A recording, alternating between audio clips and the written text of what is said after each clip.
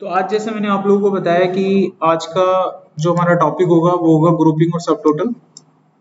इसमें हम लोग एक डाटा सेट लेंगे और उसको ग्रुप करके उसका टोटल वगैरह निकालेंगे, है ना। तो आप में से कुछ बच्चे थोड़ा बहुत जानते होंगे कि सब टोटल क्या होता है। मान लो आप मार्केट में गए, मार्केट में आपने अलग अलग कैटेगरी के बहुत सारे प्रोडक्ट खरीदे। जैसे आपने 4 लैपटॉप खरीदे, 3 माउस खरीदे, अलग अलग सामान खरीदे आपने बहुत सारे, ठीक है। और 4 वैरायटी के आपने जो है कीबोर्ड खरीदे, अलग अलग वैरायटी के। अब आपको इनका टोटल इस तरीके से करना है जिसमें आप ये बताएंगे कि टोटल कीबोर्ड कितने के आपने परचेज करे, टोटल माउस कितने के परचेज करे आपने, और टोटल लैपटॉप कितने के परचेज करे। इसको सब टोटल कहते हैं। और जो इन सब का टोटल होता है उसको बोलते हैं ग्रांड टोटल।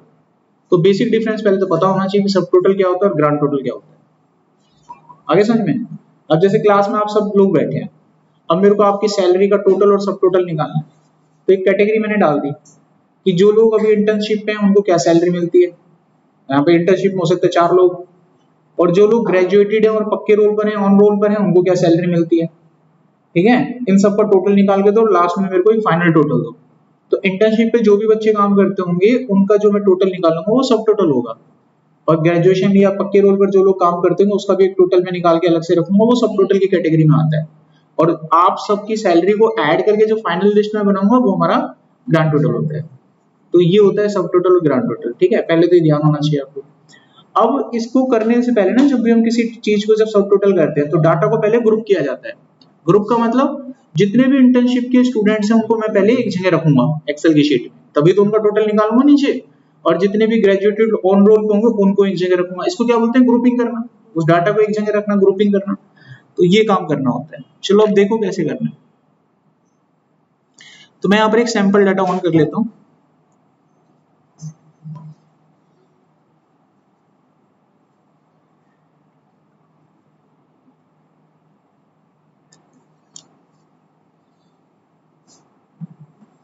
तो यहाँ पर आपको ये डाटा दिखाई दे रहा होगा। इसमें मेरे पास गुड़गांव, दिल्ली, पानीपत, सोना, अलग अलग 4-5 शहरों का डेटा है। ये प्रोडक्ट है जो हमने परचेज करे, एक सैंपल के रूप में मैंने ABCD करके प्रोडक्ट के नाम दे रखे हैं, करेक्ट। तो ये कुछ प्रोडक्ट हैं ABCD करके। ये उनकी सेल्स अमाउंट है, क्वांटिटी लगा लो, कुछ भी लगा लो कि इतने अमाउंट में परचेज किए गए। ये लाख रुपए, 1000 रुपए, जो भी आपको मानना है, इतने अमाउंट में परचेज किए गए। अब मेरे को इस डेटा का एक सब टोटल निकाल के क्लाइंट को देना है। और सब टोटल हम किसके अकॉर्डिंग निकाल सकते हैं, या तो मैं प्रोडक्ट के हिसाब से निकाल सकता हूँ। कोई हमसे पूछ सकता है कि प्रोडक्ट के हिसाब से निकालो, कि A नाम का प्रोडक्ट जो भी है उसकी टोटल कॉस्ट कितनी है, B नाम के प्रोडक्ट की टोटल कॉस्ट कितनी है। या फिर कोई हमसे सिटी के हिसाब से पूछ सकता है कि सिटी के हिसाब से सबका डाटा निकाल के दो। अब ये सैंपल डाटा है, सैंपल डाटा मेरे पास है अभी 12-13 रिकॉर्ड। ये डाटा कितना भी बड़ा हो सकता है किसी भी समय पर, समझने के लिए एक जनरल डाटा लिया जाता है, सैंपल डाटा। तो हमारे पास अभी फिलहाल सैंपल डाटा है। अगर मैं इसके अंदर सब टोटल वगैरह करना चाहता हूँ तो पहले मुझे डाटा ग्रुप करना होगा, ठीक है, उसके बाद होगा। अब मैं देखो कैसे कैसे करूंगा इस काम को। सबसे पहले इस पूरी डाटा को मैं आपको पहला प्रोसेस बता रहा हूं कैसे करना है। अब जिसके हिसाब से आपको डाटा ग्रुप करना है उस वाले कॉलम को पहले आप सॉर्ट करो। जब आप उस कॉलम को सॉर्ट कर दोगे तो वो डाटा एक जगह इकट्ठा हो जाएगा। अगर मान लो मैं इसको प्रोडक्ट के हिसाब से सॉर्ट करता हूं अल्फाबेटिक ऑर्डर में, तो ABCD नहीं आ जाएगा ऑर्डर में। A का डाटा अपनी जगह हो गया, B का अपनी जगह हो गया। अगर मैं सिटी के हिसाब से करूंगा तो सिटी का डाटा अपनी जगह आ जाएगा, तो काम आसान हो जाएगा। तो पहला स्टेप क्या होगा, डाटा को हम सॉर्ट मार देंगे। तो हमने क्या करा, डाटा को सिलेक्ट किया और शॉर्टिंग विंडो को ओपन किया। अब जिन बच्चों को नहीं पता कि ये मैंने ओपन कैसे किया है तो उनकी जानकारी के लिए बता दें कि हमने यहाँ पर डाटा में जाके शॉर्ट का बटन दबाया और ये ओपन हुआ ऐसे, ठीक है। तो ये जो विंडो आपको दिख रही है इसी को बोलते हैं शॉर्ट विंडो, ठीक है। अभी शॉर्ट विंडो में मैं क्या करूंगा, इस विंडो में यहाँ पर मैं कॉलम देखूंगा। तो हम पहले डिसाइड करेंगे कि डाटा हमको निकालना किसके हिसाब से। हमको यहाँ पर सब टोटल करना है अकॉर्डिंग टू द सिटी, ठीक है। तो यहाँ पर मैं प्रोडक्ट की जगह यहाँ ले लूंगा सिटी, तो मेरा डाटा सिटी के हिसाब से ऑर्डर में आ जाएगा।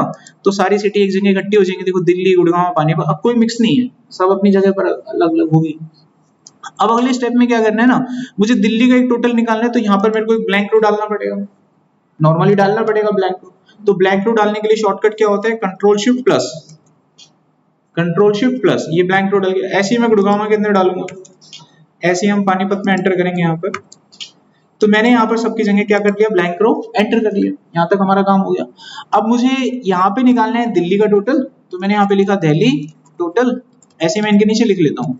यहाँ लिखा गुड़गांव टोटल, यहाँ पे लिखा पानीपत टोटल, और यहाँ पर लास्ट में सोना टोटल, ये मैंने यहाँ पे लिख दिया, करेक्ट। अच्छा, अब मेरे को इनका टोटल भी तो निकालना है यहाँ पे, तो कैसे निकालूंगा? मैं इस पूरे डाटा सेट को इतना, ये जो भी आ रहा है इसको सिलेक्ट करता हूँ, और इसको सिलेक्ट करने के बाद जो ब्लैंक सेल्स हैं उन तक मेरे को पहुंचना है, जितने भी ब्लैंक सेल्स हैं वहां तक मुझे पहुंचना है। तो मैं क्या करूंगा, कंट्रोल जी का इस्तेमाल करूंगा, शॉर्टकट तरीका होता है जाने का, कंट्रोल जी का इस्तेमाल करूंगा, और कंट्रोल जी पे जाने के बाद मैं स्पेशल पे जाके ब्लैंक पर क्लिक कर दूंगा। ऐसा करने से जितने भी ब्लैंक सेल्स हैं वो सिलेक्ट हो जाएंगे। ये देखो हो गए सारे सिलेक्ट। अब इन सभी ब्लैंक सेल्स के सिलेक्ट होने के बाद मैं बस यहाँ पर एक फॉर्मूला लगाऊंगा, ऑल्ट इक्वल टू, शॉर्टकट दबाना है, अपने आप सबका टोटल हो जाएगा। देखो ऑल्ट इक्वल टू, इसने सबका टोटल कर लिया, सबका हमें टोटल मिल रहा है ना, आसानी से मिल गया। अच्छा, अब ये जितने भी सेल्स हैं ना इन सबको नाम दे दूंगा मैं, ये जो सिलेक्टेड सेल है इनको नाम दे दूंगा। नाम देने के लिए मैं जाऊंगा फॉर्मूला टैब में और यहाँ पे डिफाइन नेम कर दूंगा, और यहाँ पे हम इसका नाम दे देंगे कुछ भी। मैं मान लीजिए इसका नाम दे दिया माई टोटल, कुछ भी नाम दे दो, मैंने दे दिया माई टोटल। अब मैंने ओके किया तो इन सबको मैंने एक नाम दे दिया। अब आप सोचोगे मैंने नाम क्यों दिया, भाई लास्ट में हमको ग्रांड टोटल भी तो निकालना है। अब ग्रांड टोटल कहोगे सर इसमें क्या था, पहले भी निकल जाता, नाम क्यों दिया? तो मैं कहूंगा मत दो नाम। अब नाम अगर नहीं दोगे तो क्या करना होगा, आपको एक एक करके वो टोटल करने के लिए सिलेक्ट करना पड़ता, ऐसे ये जमा करना है, फिर इसको कौन करता है ऐसे, है ना। अब हमको फायदा क्या मिलेगा, हमको फायदा मिलेगा, हम यहाँ एक फॉर्मूला लगाएंगे सम नाम का। मैंने उसको नाम दिया था माई टोटल, ये नाम दिया था ना, दो दो नाम आ रहे हैं इसमें, यही होगा, इसमें दो नाम आ रहे हैं, कंफ्यूजन ना हो जाए। कैसे चेक करूंगा, इसमें दो नाम आ रहे हैं, पहले से दे रखा होगा। तो हम नेम मैनेजर पे जाएंगे, यहाँ पर देखो माई टोटल तीन तीन नाम आ रहे हैं भाई। इस शीट का नाम देखो क्या नाम है, शीट 3 का 2 पार्ट। तो असली नाम कहाँ पर है, शीट 3 ये रही, शीट 3 ये रही, तो ये वाला असली नाम हो सकता है, ये नाम दिख रहा है आपको, शीट 3 का 2 पार्ट, एक ये रहा एक ये रहा। तो मेरे को या तो डिलीट करके दोबारा, इसमें पहले से नाम दे रखे थे, कॉन्फ्लिक्शन हो गया, मैं एक रहने देता हूँ, इसको यूज करके देखूंगा चलेगा ठीक है, नहीं तो फिर मैं दोबारा नाम दूंगा। मैं इसका नाम देकर देखता हूँ क्या बताते हैं। इक्वल टू करके सम लिखना है और जो नाम आपने दिया था वो यहाँ पे लिखना होगा, बस माई टोटल। एंटर करोगे तो मतलब ये नहीं चल रहा है, तो हमने जो था ना असली वाला वो एक डिलीट कर दिया। ये नाम थे ना, मैं इसको दोबारा दे रहा हूँ यहाँ पर, 1 2 3। हमने जब पहली बार किया था तो पहले सिलेक्टेड थे ना, हमें मैनुअली नहीं करना पड़ेगा, वहां पर पहले से वो नाम था इसलिए थोड़ा डिस्टर्बेंस पैदा हुआ। अभी इनको सिलेक्ट करने के बाद हमने क्या करा था, नाम दिया था। मैं इसको फिर से यहाँ पर नाम दे देता हूँ, माई डेटा दे दिया मैंने। अब ये ना हो वहां पे माई डेटा, आज की डेट क्या है 17 तारीख, अभी ये नहीं होगा वहां पे। अभी मैंने ओके किया, अभी मेरे को देखो नाम देने से फायदा ये होगा, मुझे एक एक करके सिलेक्ट नहीं करना पड़ेगा, मैं सीधा सम लगाऊंगा और यहाँ पे लिखूंगा माई डेटा अंडरस्कोर 17। देखो सारे सिलेक्ट हो गए अपने आप, हो गए ना। अब जैसे ही मैं एंटर करूंगा इसका टोटल दे देगा मुझे, ठीक है। अच्छा, जिस जिस पे मैंने टोटल लगाया उसको अलग से हाईलाइट भी करना है मेरे को, तो मैंने ये करा डाटा सेलेक्ट पूरा का पूरा, कंट्रोल जी पर गया मैं, कंट्रोल जी पे जाने के बाद स्पेशल में मैंने फॉर्मूला क्लिक कर दिया। ऐसा करने से क्या होगा कि मेरा जो सिलेक्शन है वो फॉर्मूले पर जाकर रह जाएगा, फॉर्मूले पे जाके रह गया। अब मैं इसको अलग से हाईलाइट कर दूंगा। अब यहाँ सबको दिख रहा है कि दिल्ली का कितना सेल हुआ है, गुड़गांव का कितना हुआ है, पानीपत का कितना है, सोना का कितना और ग्रांड सेल कितना हुआ है। तो इस रिपोर्ट में हम सब देख पा रहे हैं। अब मैंने टोटल तो कर लिया, अब बात आती है ग्रुपिंग की, इसको सही तरीके से ऑर्गेनाइज भी करना है। तो मैंने जो अभी यहाँ तक किया, इसमें किसी बच्चे को कोई सवाल कोई क्वेश्चन है वो पूछो पहले, क्लियर हो गया यहाँ तक कैसे कैसे किया। अब इसके नीचे मतलब इसको ग्रुपिंग कैसे करना है, इसको ऑर्गेनाइज करते हैं। मान लीजिए किसी ने आपको बोला कि हमको इस पूरे डाटा सेट के अंदर सिर्फ ग्रांड टोटल शो करना है, बाकी का डाटा नहीं। हो सकता है आपके किसी मैनेजर ने आपको बोल दिया कि कंपनी ने टोटल कितने की सेल करी है सारे बताओ, तो आप इसको स्क्रॉल कर करके ऐसे जाओगे तो टाइम लगेगा। तो हमको ये डाटा दिखाना ही नहीं है अपने क्लाइंट को, हमको सिर्फ टोटल सेल दिखानी है। तो हम क्या करेंगे, इस पूरे डाटा को यहाँ से आप ऐसे सिलेक्ट करना, सिर्फ नीचे का जो ग्रांड टोटल है उसको छोड़ देना, नीचे वाला छोड़ देना। इसको हाइड करने के लिए हम एक बटन क्रिएट करेंगे, इसको ग्रुप कर देंगे। यहाँ पे डाटा में जाओगे ना, तो डाटा में आउटलाइन के अंदर यहाँ पर एक ऑप्शन होता है ग्रुपिंग का, तो इस पर क्लिक करके डाटा ग्रुप हो जाएगा। अब आप कहोगे सर इससे हुआ क्या, देखो इससे पता है क्या होगा, देखो यहाँ पर एक ग्रुपिंग के लेवल आ जाते हैं 1 और 2। अब आपके बॉस ने आपको बोला कि टोटल क्या सेल हुआ, आप 1 नंबर दबाओ, देख लो जी इतना हुआ है। जो चीज दिखानी नहीं है हम उसे क्यों दिखाएं। एग्जाम्पल ग्रुप में आपकी क्लास किस चीज की, एक्सेल की है, और मैं आपको एक्सेल पढ़ाने की बजाय एमबीबीएस पढ़ाने लग जाऊं, आपका इंटरेस्ट चला जाएगा। अब किसी ने आपसे पूछा कि जो चीज उसको जानकारी में चाहिए आप उसको वही दिखाओ ना शो करके, तो ऐसे मेरे पास जब एक्सेल में डाटा होगा 30-40 हजार रिकॉर्ड होंगे और हमको नीचे का टोटल सेल दिखाना, तो उसको स्क्रॉल कब तक करोगे आप? तो तुरंत आप 1 नंबर दबाओगे तुरंत आएगा। अब पूरी सेल देखनी होगी 2 नंबर दबाएंगे सब अपने आप आ जाएगा। अब वो हो सकता है कि सिटी के हिसाब से वो सेल पूछे आपसे कि मेरे को सिर्फ दिल्ली की सेल्स दिखाओ, बाकी शहर की नहीं देखनी है, तो मैं इसको और अच्छे तरीके से ग्रुप कर दूंगा। देखो कैसे, जो दिल्ली का टोटल है ना, इसको छोड़ के दिल्ली का ये डाटा मैं हाइड कर दूंगा, वही ग्रुपिंग करके।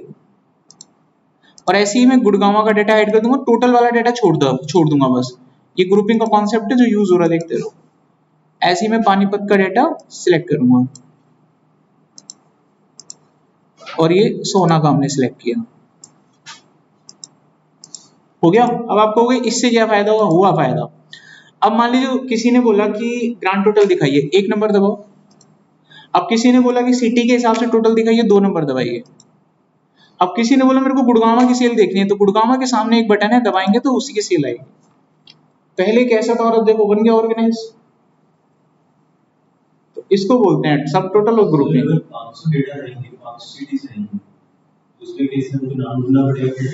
ओके, मेरे को मालूम था ये सवाल करोगे, तो मेरे पास सॉल्यूशन है, ध्यान से देखो। अगर आपके पास डेटा 500 क्या 5000 हो, 50,000 हो, कोई दिक्कत नहीं है, ठीक है। अब देखो उसको कैसे करते हैं। मैं तुम्हारे सवालों के लिए तैयार हूं, तुम तैयार रहना मेरे सवालों के लिए। ये मैंने पहले की तरह कर दिया, एवरीथिंग इज फाइन। अब ये डाटा मैं जानबूझ के बड़ा कर देता हूं। कैसे करूंगा? एक कॉपी कर करके डाल देता हूं, हो जाएगा अपने आप बड़ा। और जब आपको संतुष्टि से हो जाए मेरे को बता देना। अभी बहुत है ना इतना, और करूं?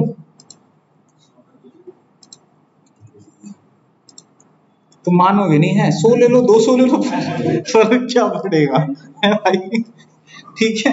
अभी ये, अब मैं इस पूरे काम को करके दिखाता हूं आपको, ठीक है। तो कितना वक्त लगेगा? पहले मैं करके दिखाता हूं, फिर मैं समझाऊंगा, ताकि तुमको लगे कि इस काम को करने में कितना वक्त लगता है, ठीक है। देखो एक चीज देखो, ये डाटा कितना था? 121 था ना। मैं तुम्हारे सामने इसे और बड़ा कर देता हूँ।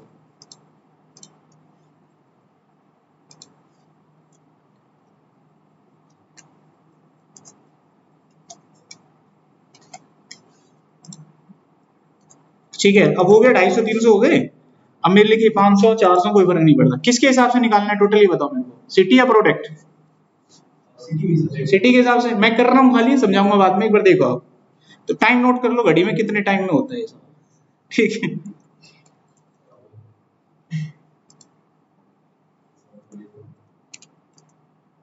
डन। मेरे ख्याल 3 सेकंड हुए होंगे, 4 सेकंड। टास्क हो चुका है, मैं आपको दिखा देता हूँ। टोटल देखना है, इतना है जी।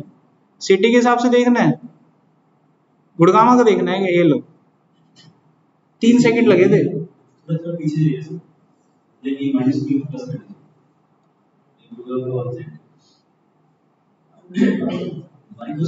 अगर यहाँ पे मोर देन 300 सिटीज है, इसमें मुझे इसे पता चलेगा गुड़गांव कौन सा नंबर की प्लस में, कौन सा वाला? जैसे कि यहाँ पे प्लस के अल्फाबेटिक ऑर्डर होता है बेटा। ओके, मुझे नीचे जाके देखना पड़ेगा। अरे अल्फाबेटिक ऑर्डर से सिटी अरेंज है ना, तो कॉलम ग्रुपिंग भी अल्फाबेटिक ऑर्डर से होती है। तो गुड़गांव ढूंढना है, जी वाले ग्रुप में ढूंढोगे मिल जाएगी। डिक्शनरी में कैसे ढूंढते हो एप्पल? फिल्टर लगा सकते हैं। अब इतने सारे अक्षर होते हैं उसमें ढूंढ, इस पे फिल्टर नहीं लगता बेटा। डन हो गया सवाल? तो 3 सेकंड में सवाल आपको हो गया। और कुछ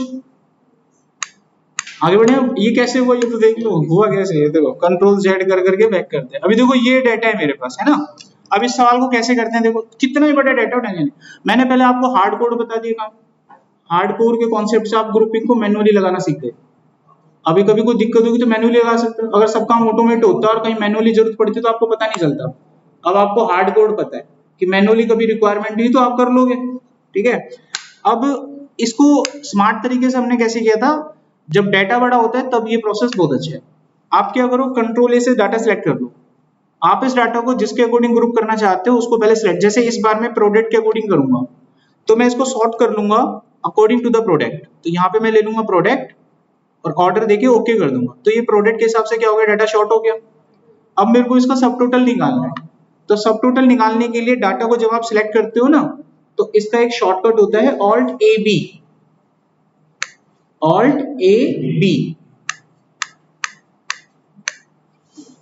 रिकॉर्डिंग मिलती है ना आप लोगों को, आप पढ़ाई करते हैं ना रेगुलर बेसिस पर, क्योंकि मेरे सामने तो आप लोग नोट करते नहीं हो फाइनल। और मैं नहीं कह रहा करो नोट, मैं बता रहा हूँ आप लोगों को आगे के लिए, फ्यूचर में कभी बम बन के फट जाओ अपने अंदर ही, मैं आपको आगे के लिए बता रहा हूँ आगे करके कि आप लोगों को रिकॉर्डिंग मिलती है ना, रिकॉर्डिंग देख के अपने नोट्स घर पे बनाते रहना, प्रैक्टिस करते रहना, कोई भी डाउट होगा क्लियर करूंगा यहाँ पे। इस बच्चे का करा ना क्लियर, इसको देखो दो तीन चीज और समझ में आई, कैसे हम शेयर करते हैं स्क्रीन, कैसे गूगल मीट चलाते हैं, है ना। थोड़ी देर के लिए तो उसको लगा होगा कि सर को कुछ बोल दूं, लेकिन क्या बोलेगा बेचारा, है ना। लेकिन देखो हमारा काम है आप लोगों को उस लाइन पर पहुंचाना, थोड़ी देर तो लगेगा तुमको, थोड़ी तुमको वो भी फील आएगी, हर एक का नंबर आएगा ऐसे, डोंट वरी, तो थोड़ी देर के लिए आता है, लेकिन उसके बाद देखो अब इसका बैग खुल जाएगा धीरे धीरे, अब कुछ बाहर निकलेगा तो बन के निकलेगा ना बाहर। तो अभी अब क्या करेंगे, इसको सब टोटल करेंगे। सब टोटल करने का शॉर्टकट क्या बताया था मैंने, ऑल्ट ए बी, तो दबाते हैं ऑल्ट ए बी, खुल गया विंडो। अब ये मैनुअली अगर आपको खोलना हो ना, तो डेटा टैब में जब जाते हो ना आप लोग, डेटा टैब में जब जाते हो तो डेटा टैब में आउटलाइन में मिलता है ये रहा, दिख रहा है सब टोटल, यही होता है वो, खुल गया। अब यहाँ पर मेरे को डाटा किसके अकॉर्डिंग करना था, प्रोडक्ट के अकॉर्डिंग, ठीक है। और यहाँ पर टोटल किस फील्ड पे लगाना है, अमाउंट पे। जैसे ही आप ओके करोगे आपका काम हो जाएगा। ऊपर यहाँ पे 3 बटन आपको दिख रहे हैं ये वाले, अगर एक नंबर दबाऊंगा तो ग्रांड टोटल आ जाएगा, और 2 दबाऊंगा तो प्रोडक्ट के हिसाब से टोटल आ जाएगा, और उन सबके सामने बटन है ही, जैसे आप उस पर क्लिक करेंगे वो डाटा आपको दिख जाएगा। ये सिटी सोना का डाटा है सारा, ये पानीपत का है, सारा खोलोगे तो सारा आएगा, एक खोलोगे तो एक आएगा, तो ये सारा डाटा आपके पास है। इस तरीके से हम इस पे काम करते हैं। प्रोडक्ट का आ गया, उसका आ गया। बी प्रोडक्ट का डाटा देखना है तो देखो बी का डाटा, ये सारा बी का डाटा है, समझ में आया, इसको बोलते हैं सब टोटल। अगला टॉपिक लिखो, डेटा वैलिडेशन। टॉपिक का नाम लिखिए data validation.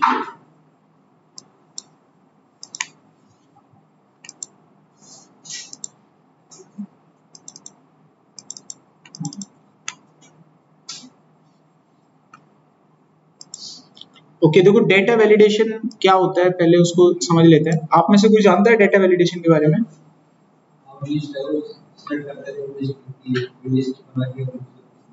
Drop down list बनती है जो, है ना, हाँ, वो हो गया एग्जांपल। डिफाइन कैसे करोगे? वैलिडेट क्या होता है, वही तो पूछ रहे हैं, वैलिडेट क्या होता है? वैलिडेट होता क्या है आपकी नजर में? वैलिडेशन करना है ना, हमको करना क्या है, डाटा वैलिडेट करना है, मेरा तो ये सवाल है। तो डेटा वैलिडेशन होता क्या है वो मैं पूछ रहा हूँ आपसे, क्या चेक करना है? मतलब हम लोग जब इंटरव्यू में बैठेंगे ना बेटा, अब ये अगला पॉइंट यहाँ पर, कई बार आपके साथ ऐसा हुआ होगा कि आपको वो चीज आती होगी लेकिन आप बता नहीं पाते, आपको वो सब पता होता है जो वो पूछना चाह रहा है, लेकिन हम उसको बयान नहीं कर पाते। Got it? आप किसी प्रॉब्लम में फंसते हैं, आपके पास सॉल्यूशन होता है लेकिन आप उसके लिए कदम नहीं उठा पाते। क्लास में जब आपसे सामने कई बार सवाल किया जाता है, आपको आंसर पता होता है लेकिन वो मुंह में गोंद लगा के फिर भी बैठा रहता है। होती है ऐसी बहुत सारी चीजें होती हैं क्लास के अंदर, ठीक है, सब जगह होता है। तो यही आज से यहाँ पर हो रहा है। तो हमें इसकी डेफिनेशन ऐसे बतानी है डाटा वैलिडेशन की। डाटा वैलिडेशन को समझने से पहले इसके कुछ मेन पॉइंट को समझ लेते हैं। मैं 2 टर्म पूछूंगा, उनके अंदर डिफरेंस तो बता देना, ये तो बता ही दोगे, ये तो लाइफ भर आपने किया है। Authentication versus authorisation.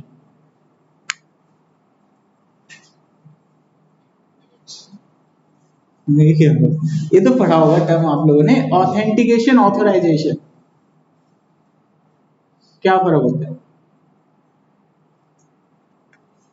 कंपनी जब समझ में आया क्यों कहती है ग्रेजुएटेड चाहिए, अब के बाद उनको तो ना ग्रेजुएटेड और वो भी क्या, उनको चेक करने की भी कोई मशीन रखनी चाहिए कि सच्ची में ईमानदारी से पढ़ाई करके आगे आए कि नहीं आए। ये तो वो टर्म्स होते हैं पढ़ते लिखते हैं आगे बढ़ते हैं। ऐसा तो नहीं हो सकता कभी तुम जिंदगी भर स्कूल में पढ़े और आपको कभी बताया ना गया ऑथेंटिकेशन ऑथराइजेशन क्या होता है। इतनी इंग्लिश की किताबें पढ़ लेते हो आप लोग, और यहाँ पे जवान में जब भी तो नहीं आती, फिर कहते हो सॉफ्टवेयर इंजीनियर बनेंगे हम। अब ये पहुंच गए उस पॉइंट तक। ऑथेंटिक यही है वैलिडेशन आपका। Authentication is like a validation. Like for example, आप जब किसी वेबसाइट में लॉगिन करते हो तो लॉगिन करने के लिए आप उस वेबसाइट में वैलिड हो के नहीं हो, आपने सही आईडी पासवर्ड डाला है कि नहीं डाला है। अगर आपने सही आईडी और पासवर्ड डाला होगा वही होता है वैलिडेशन, यानी you are authenticated for that site. अरे समझे, इसीलिए मैंने टर्म पूछी ना ऑथेंटिकेशन। और अभी थोड़ी देर पहले गया था ना बन जाएंगे सर, जब भी मैं बार बार उस टॉपिक को घुमा घुमा के ला रहा था, उसके लिए ना वो विवेक, वो बुद्धि, उस तरह का आईक्यू होना चाहिए, तब जाके सॉफ्टवेयर इंजीनियर बनता है। इसलिए कॉलेज से ना हर बच्चे को पूछना, बढ़िया से बढ़िया कॉलेज से निकल के जो आता है, बाहर निकल के पूछना सॉफ्टवेयर बनाया तूने, कैसे बनता है। वो कहता है इंजीनियरिंग का धब्बा लगा है मेरे साथ बस, लेकिन मुझे ये नहीं पता सॉफ्टवेयर बनता कैसे। आप में से बहुत से लोगों ने पाइथन पढ़ लिया होगा, है ना। अब मैं तुम लोगों से पूछूं पाइथन में सॉफ्टवेयर बनाना आता है, ये क्या पूछ लिया सर आपने, पाइथन ही पढ़ा है बस सॉफ्टवेयर भी बनता है, पाइथन में बनता क्या है, लेकिन खत्म ना जानी। इसीलिए ना कोई भी टीचर होगा उसी तरीके से आपको पढ़ाता है जितना आप लोगों का आईक्यू होता है। फिर आप कहते हैं बढ़िया से बढ़िया जगह पढ़ के आया लेकिन मैं अभी भी सिलेक्ट नहीं हो रहा। अरे तुमने अपने आप को ऐसा साबित किया उनके सामने, वो उस लेवल तक कभी गया ही नहीं कि तुमको उस लेवल तक की पढ़ाई करा दे। लेकिन मैं तुम्हें टोकता भी रहूंगा, पढ़ाता भी रहूंगा, डोंट वरी, ठीक है, धोखा नहीं करूंगा तुम्हारे साथ। देखो अब यहाँ पे जो ऑथेंटिकेशन, ऑथराइजेशन, ऑथेंटिकेशन सर ने सही बताया, ठीक है। अब ऑथराइजेशन क्या होता है सर, ये डिटरमाइन करता है ऑथेंटिकेशन के बाद भी आपके पास राइट्स है एंटर करने के। एंटर तो हो गया मैं आईडी पासवर्ड डाल के। अरे नहीं, मतलब है ना कि तू पढ़ के बता रहा है, अभी लैपटॉप पे देख रहा है। नहीं मुझे नहीं सुनना, सुनो मुझे नहीं सुनना, ऐसे तो मैं पढ़ के बता दूं, मुझे करंट नॉलेज से मतलब होता है। हाँ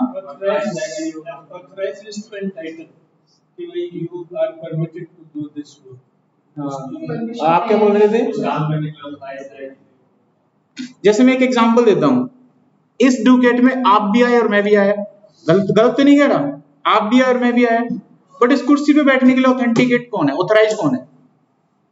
आई have the power to sit on this chair, I am the I having. अच्छा, जो यहाँ पर अकाउंट का जो भी लैपटॉप है, एडमिन का जो भी लैपटॉप है, अगर जरूरत पड़ी तो उसको एक्सेस करने का राइट किसके पास है, हमारे पास हो सकता है। आप लोगों से नहीं कहेंगे कि जाओ सिस्टम पे उस बच्चे की फीस भर दो।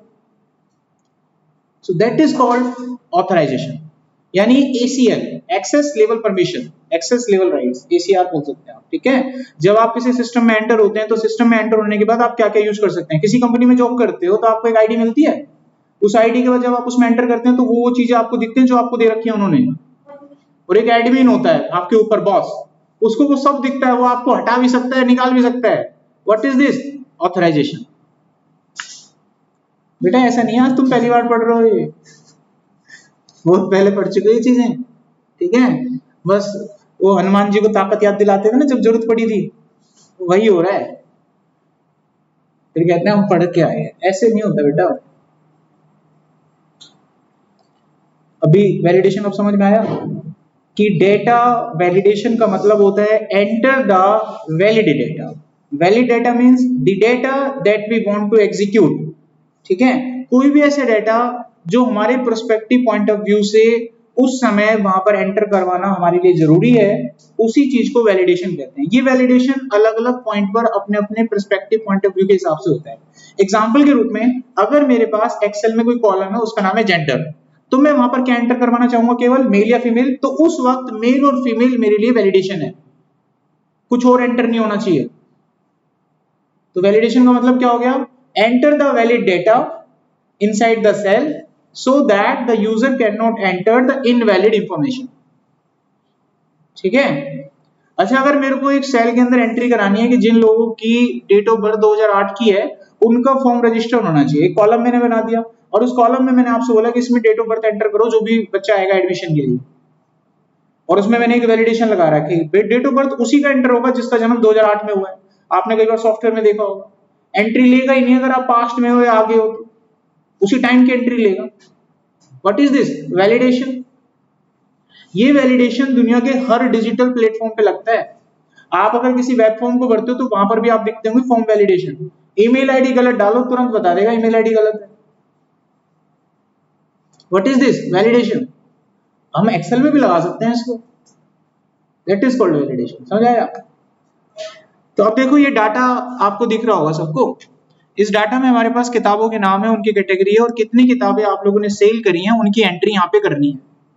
तो यहाँ पर मैं नहीं चाहता कि किसी भी तरीके से कोई गलत एंट्री यहाँ पर हो। अभी मैंने थोड़ी देर पहले आपको एक एग्जांपल दिया कि अगर मेरे पास एक कॉलम है जेंडर का, तो यहाँ पर क्या चीज वैलिड होनी चाहिए। तो यहाँ पर मैंने बताया कि इसका आंसर है मेल या फीमेल। तो ये मैंने आपको डाटा दिया, यहाँ पर किताबों की एंट्री एंटर होनी है, तो आप मेरे को यहाँ पर बताओ कि क्या चीज वैलिड होनी चाहिए। अगर आप वहां तक पहुंच गए तो आगे का स्टेप उठाया जा सकता है। तो आप यहाँ सोचकर बताओ इस डाटा को देखकर कि क्या एंट्री यहाँ वैलिड होगी, और जो भी इनवैलिड एंट्री है वो नहीं होनी चाहिए। Digits, numeric. एक्सेल में नंबर्स दो तरह के होते हैं, whole number and decimal number. अब बताओ, होल नंबर तीन तरह के होते हैं, नेगेटिव, पॉजिटिव और जीरो। अब बताओ, अगर किसी की किताब बिकी नहीं है तो जीरो भी इंक्लूड करना है कि नहीं करना? तो अब एक राइट क्वेश्चन क्या बना, यहां पर एंटर होना चाहिए it's a whole number and that should be zero or more. Bin finish, खत्म हो गया। समझा गया? अब एक बार हमने वैलिडेशन समझ लिया तो अब लगा सकते हैं।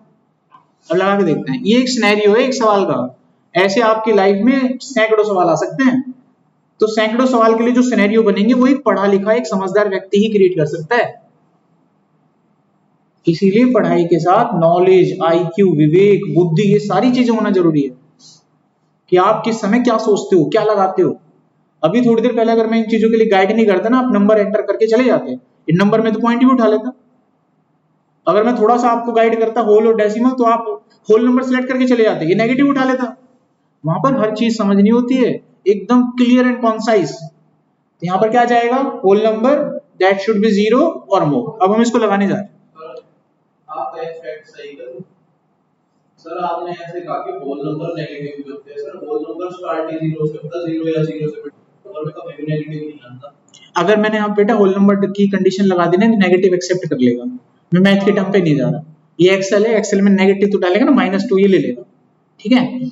अच्छा अब देखो मैं यहाँ पर आया, यहाँ पर आने के बाद जब होल नंबर देगा ना, देखिए इसमें नेगेटिव का भी ऑप्शन आएगा। अब तेरा रह गया वो गूगल, यहाँ एक्सेल की बात कर रहे हैं हम बेटा, एक्सेल तो ले लेगा। जैसे मैं यहाँ पे होल नंबर लिखूंगा ना, होल नंबर, ये वाला मैंने गूगल नहीं किया, ये तो मैंने स्क्रीन पे, हाँ जो भी बढ़ा था मैंने। देखो यहाँ पर नेक्स्ट, अगर मैंने यहाँ पे होल नंबर ले लिया ना, नीचे ऑप्शन देगा, मैं वहां पर नेगेटिव का ऑप्शन लूंगा तो नेगेटिव भी ले लेगा। अगर ये होल नंबर नेगेटिव नहीं लेता तो लेना नहीं चाहिए ना सर, मैं तो पढ़ाई खराब हो गई ना। इंटीजर तो नेगेटिव ही होते हैं, नेचुरल नंबर 1 से स्टार्ट होता है, रोल नंबर 0 से स्टार्ट होता है, ये चीज तो यहाँ पे नहीं है बेटा। ठीक है, आगे बढ़े अभी। अच्छा मैथ में हम पढ़ते हैं एक टर्म ऐसे एक्सपोनेंशियल पावर की टर्म होती है, किसी की पावर निकालते हैं। एक्सेल में पावर कैसे निकालेगा, मैथ के टर्म से निकालेगा, कैसे निकलेगा? एक्सेल में पावर कैसे निकालेगा, 3 की पावर 4 निकाल के दिखा, चलो कैसे निकालेगा? अब तेरे को एकांत चाहिए, पावर निकालना है, एक्सेल में निकालना है 81। अब मेरे को पढ़ाने देख, ठीक है, बीच में खामखा डिस्टर्ब मत कर। अभी देखो यहाँ पर नेक्स्ट, अभी मेरे को क्या करना है, यहाँ पर वैलिडेशन लगाना। तो मैंने आपको बताया यहाँ पर किस क्या लगेगा, होल नंबर लगेगा, that should be zero or मोर। तो आप क्या करो, इन नंबर्स को सिलेक्ट कर लो, कर लिया। अब डाटा वैलिडेशन के लिए आपको जाना है डाटा में, और यहाँ पर आपको ऑप्शन मिलता है डाटा वैलिडेशन। अब यहाँ पर जाकर आपको सेटिंग करनी है। तो बाय डिफॉल्ट ना आपको यहाँ पे नंबर ना एनी वैल्यू मिलेगा, ऐसे मिलता है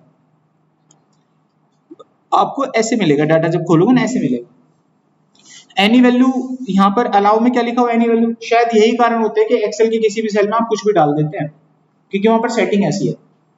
ठीक है, तो हम यहाँ पर एनी वैल्यू की जगह क्या ले लेंगे, होल नंबर। और होल नंबर में मैं क्या ले लूंगा यहाँ पर, ये रहा। अगर मैं लेस देन ले लूं, लेस देन और इक्वल टू 0, तो इसका मतलब 0 और उससे नीचे के नंबर ले लेगा। अगर होल नंबर नेगेटिव नंबर नहीं ले पाता तो ये कैसे ले लेगा? अभी कुछ समझ में आ रहा है आप लोगों को? तो इधर उधर की जब कभी क्लास में से डिस्टर्बेंस या आपको डिस्टर्ब करने की बातें चले ना, तो आप किसका साथ दोगे, टीचर का। उस पर ट्रस्ट किया जा सकता है, समझ में बात? अब मैं बार बार ऐसे आपके लिए लड़ाई नहीं करूंगा कि मैं सही हूं कि वो सही है, समझ गए बात? अब आपको अपने आप सिलेक्ट करना है किसके साथ जाना है, आपको जाना है उसके साथ तो डिस्ट्रैक्ट हो जाना, समझ गए बात? क्लियर पॉइंट है। तो यहाँ पर हमें किसके साथ जाना है, यहाँ पर ग्रेटर देन लेंगे, ग्रेटर देन इक्वल टू 0 कर दिया। अच्छा मैं यहाँ पर एक बच्चे को खड़ा करके लॉजिक पूछ ही लेता हूँ, आप में से आप बताओगे? नहीं नहीं, ये संदीप नाम है, क्या नाम था? सौरभ? तुषार। तुषार बताएगा। तो मेरे को होल नंबर लेने हैं 0 या 0 से बड़े, ठीक है। मैंने यहाँ पर कंडीशन लगाई ग्रेटर देन, तो यहाँ पे मेरे को क्या लिखना चाहिए? 0। ओके कर दें? 0 भी चाहिए मेरे को। ग्रेटर देन इक्वल टू है ही नहीं मेरे पास, कंडीशन में ग्रेटर देन है बस। बीच में कोई नहीं बोला तो बोल दिया तुमने यार।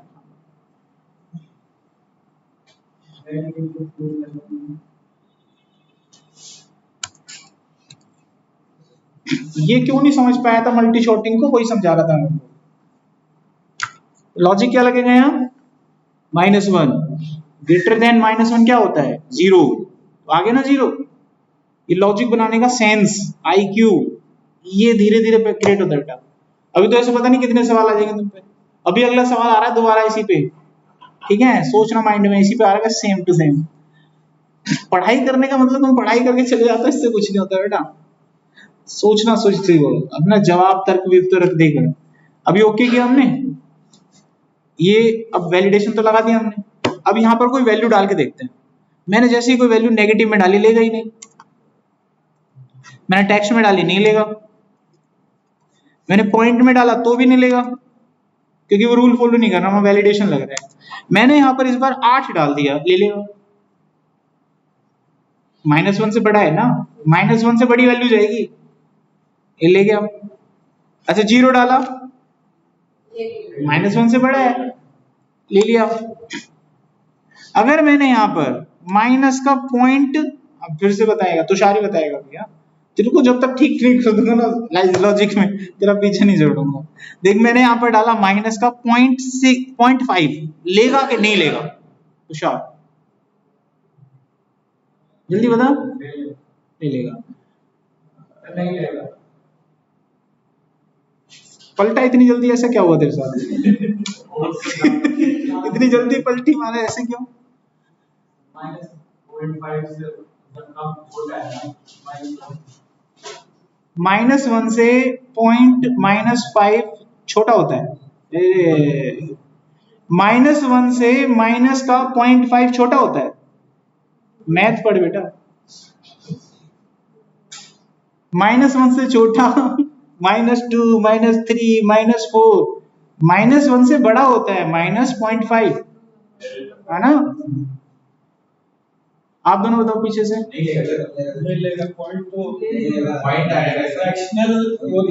पॉइंट आ गया, पॉइंट आ गया, पॉइंट। फिर तुम कहते हो सर लॉजिक पे बात करते, लॉजिक पे बात करते। तुम्हें छोटी छोटी चीजों पे लुढ़कोगे और कहीं नहीं लुढ़कोगे तुम। बड़ी बड़ी चीजों पे नहीं लुढ़कने वाले, बेसिक चीजों में लुढ़क जाओगे। बेस को स्ट्रॉन्ग करो। इसलिए बचपन की पढ़ाई करते थे ना बेटा, कहते थे 20 तक तो स्क्वायर याद कर लो और 20 तक क्यूब याद कर लो। कोई भी मैथमेटिक का सवाल आए तो बिना कैलकुलेटर के हाथों से करो। आपका ब्रेन इतनी तेजी से काम करता है, ये छोटी मोटी चीजें तो उठा के फेंक दो। तो आजकल का टाइम आ गया ना, अगर मैंने 10 नंबर भी छोटी छोटी दुकान से खरीद के लाया हो सामान, वो कैलकुलेटर खोल के जोड़ते हैं। 10 जमा 3, ये देखो रकम ही जोड़ने लाया, 10 जमा 3 और जमा 4 रुपए का ये लिया, 3.5 का ये, इनको भी जोड़ रहे होते हैं हम कैलकुलेटर से। जब भी तो नहीं पता -1 और -5 में कौन छोटा बड़ा होता है। अभी हो गया सेट मामला यहाँ पे, तो वैलिडेशन समझ गए। अब इसमें कुछ सवाल नीचे लिखे हुए हैं, उससे पहले एक चीज और आपको बता देते हैं। देखो मैंने यहाँ पर एक वैलिडेशन लगा रखा है बुक का नाम। अब बुक का नाम मैं इसमें से वही एंटर कर सकता हूँ जो यहाँ पर किताबें है, उसके अलावा मैं किसी और बुक का नाम यहाँ डाल नहीं पाऊंगा। देखो मैंने अगर यहाँ किताब का नाम डालने की कोशिश करी, लेटेस्ट, ये ले गई, तो ये भी हमने क्या लगा रखा है, वैलिडेशन। तो ये किस तरह का वैलिडेशन है? अगर मेरे पास पहले से एक लिस्ट है और मैं चाहता हूं इसी लिस्ट में से डाटा आउट कराए और इसके अलावा कोई दूसरा डाटा मैं डाल ना पाऊं, तो ये भी एक वैलिडेशन का प्रकार है, तो इसको भी वैलिडेशन ही कहते हैं। तो यहां पर मैं, ये मैंने बनाया कैसे होगा, इस चीज को मैं यहां बना के दिखाता हूं।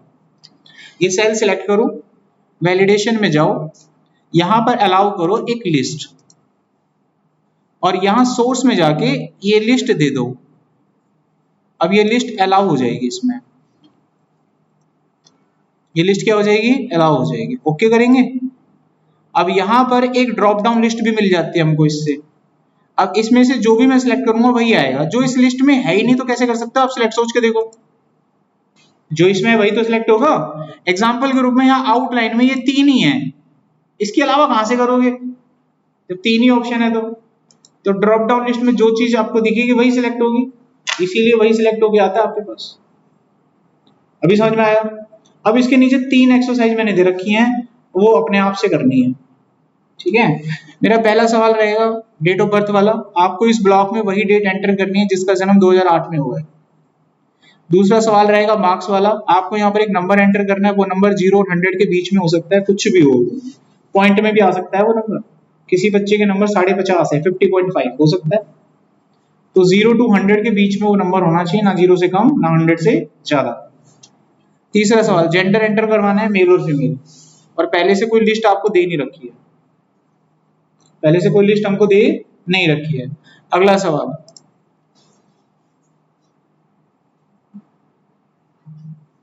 इसी को कर लेना, ठीक है। इसमें कोई डाउट किसी का? आगे बढ़े आप अगले सवाल पे।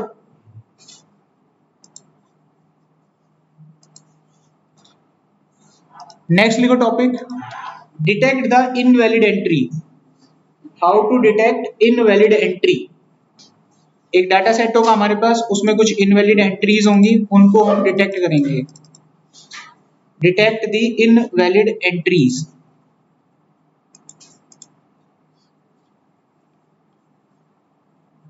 Detect the invalid entries. 1 minute hold करना सभी।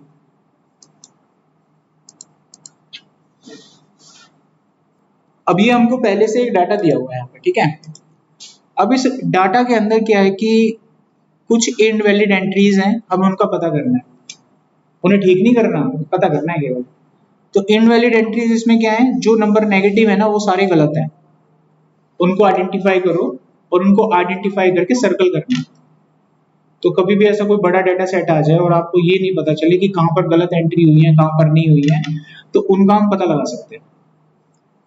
आपको क्या करना होगा, ये पूरा डाटा जहां पर आपको वैलिडेशन चेक करना है उसको सिलेक्ट कर लो।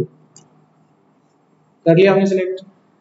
उसके बाद पहले ये देखो कि इसमें क्या डेटा आपको वैलिड करना है, यानी इसमें कौन सा डेटा वैलिड होना चाहिए, पहले तो ये आप पता करो। आप में से कोई भी एक बच्चा बताओ कि कौन सा डेटा यहाँ वैलिड माना जाएगा। इनवैलिड क्या होगा मैंने बता दिया आपको, इसके अगेंस्ट जो भी जाएगा वो वैलिड माना जाएगा। तो यहाँ पर इनवैलिड एंट्री नेगेटिव है, तो आप मेरे को बताओ यहाँ वैलिड एंट्री कौन सी होंगी, पूरा प्रॉपर बताना अच्छे से, बताओ। सही मैं करते जाऊंगा, बताओ सही, कुछ तो बताओ। पॉजिटिव रहेगा, डेसिमल रहेगा, वो तो कोई बात नहीं, पॉजिटिव रहेगा, डेसिमल रहेगा और 0 भी रहेगा। तो पॉजिटिव पे बात खत्म नहीं होती यहाँ पे ना, यहाँ पे नेगेटिव पॉजिटिव 0 तीनों चलते हैं। तो पॉजिटिव अगर आप बोलोगे तो वो ग्रेटर देन 0 माना जाता है, तो यहाँ पर हमें 0 को भी तो रखना है, ये तो इन्होंने क्या बिगाड़ा है, ठीक है इनका 0 रखना है हमको, ठीक है। किसी का टैक्स लग रहा है किसी का नहीं लग रहा है, अब जिसका नहीं लग रहा है जबरदस्ती थोड़ी ना देगा, तो 0 डालना पड़ेगा ना वहां पे हमको, तो लाइक दैट। तो यहाँ पर अब एक वैलिडेशन निकल के आता है, the number should be decimal, it may be 0 और मोर, ठीक है। तो वैलिडेशन स्टार्ट करते हैं, go to data and then click on validation. यहाँ पर सेटिंग में आप जाओगे ना, तो यहाँ पर आप अलाउ करोगे डेसिमल नंबर और कंडीशन में आप लगाओगे, बताओ क्या लिखें,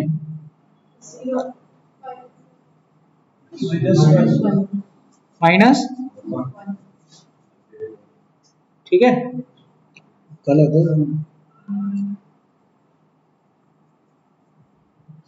तुम इसको सही करके दिखाओ। -1 से बड़ा नंबर आपने बोला ना, तो -1 से बड़ा नंबर क्या हो गया, हाँ -0.5 भी, ये चाहिए क्या मेरे को, तो इसलिए गलत हो गया ना। इतना पढ़ाने के बाद भी तुमने गलती कर दी, कोई मेरे को बोल देता कि सर -0.5 आ जाएगा, ये तो गलत है सर, तो ठीक हो जाता ना, जैसे इस बच्ची ने बताया। चाहने वाला तुम्हारे मुंह से गलती कहीं भी निकलवा लेगा, तो इससे निकलेगा ही नहीं, पॉसिबल ही नहीं। तो अब इसके लिए ये बना हुआ है, यहाँ पे अब 0 लगेगा, अभी क्लियर है। ओके करो ना, परफेक्ट। अब कहोगे सर हुआ गया इससे, ठीक है, हमने ऑर्डिनेंस पास कर दिया, जैसे असेंबली में ऑर्डिनेंस पास हो जाता है, ऑर्डिनेंस पास होता है जब सबके साइन हो जाते हैं तभी तो कानून बनता है, और फिर कानून को लागू करती है, कानून को लगाया जाता है आम पब्लिक के ऊपर, उसको चलाता कौन है, उसको चेक कौन करता है, प्रशासन। ठीक है, एक ऑर्डिनेंस पास हुआ, जिनकी भी गाड़ियां 10 साल पुरानी है जब्त कर लो, पहले भी चल रही थी तब तो नहीं हुई जब्त, क्यों हुई अब जब्त, कानून बन गया, ऑर्डिनेंस बन गया, अब होंगी ना जब्त, और ये ऑर्डर किसको मिलेगा, प्रशासन को मिलेगा, प्रशासन गाड़ियों को जब्त कर लेगा, ऑर्डर मिलेगा जब तो, अब ऑर्डर मिल गया, अब प्रशासन को हम कहेंगे जब्त कर लो, देखो हमने लगा दिया वैलिडेशन यहाँ पे, अब इसको कहेंगे कैसे कि उनको पकड़ो, यहाँ पे गए, यहाँ पे दूसरा ऑप्शन पढ़ो समझ जाओ, इसको ऑर्डर देना, ये प्रशासन है पूरा, और इसको जैसे ही हम ऑर्डर देंगे पकड़ लेगा, आगे सारे गिरफ्त में, बताओ, ऐसे हम बड़ी जल्दी से पता लगा सकते हैं कि कौन सा डेटा गलत है कौन सा सही। हाईलाइट के लिए कंडीशनल फॉर्मेटिंग होता है, लिखो अगला टॉपिक कंडीशनल फॉर्मेटिंग, कोई डाटा हाईलाइट करना होता है तो उसके लिए कंडीशनल फॉर्मेटिंग होता है, लिखो कंडीशनल फॉर्मेटिंग।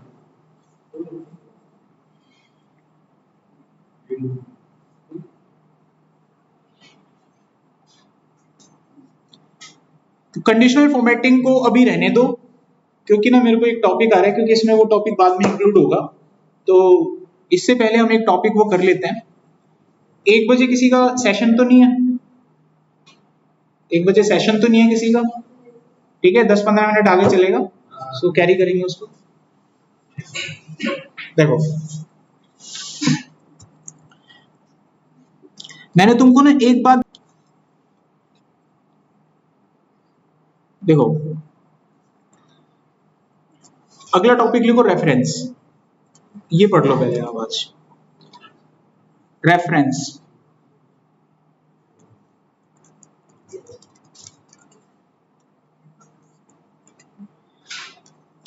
देखो रेफरेंस का मतलब होता है किसी चीज को आपस में लिंक करना।